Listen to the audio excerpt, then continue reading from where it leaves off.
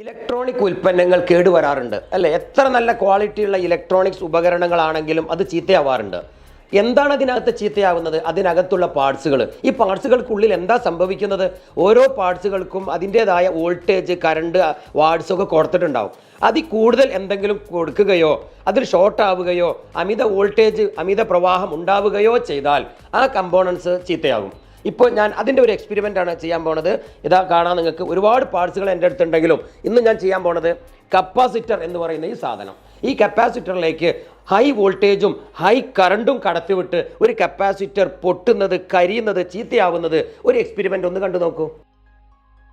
1 mF 50 volt കപ്പാസിറ്ററിലേക്ക് 50 volt കൊടുക്കുകയാണ്. അതും പൊളാരിറ്റി തിരിച്ചു കൊടുക്കുകയാണ്.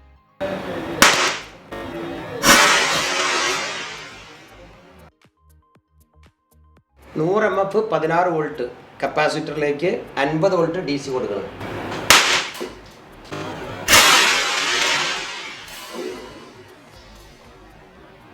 ProjectX Electronic Skill Development Program. Contact 9658 772255.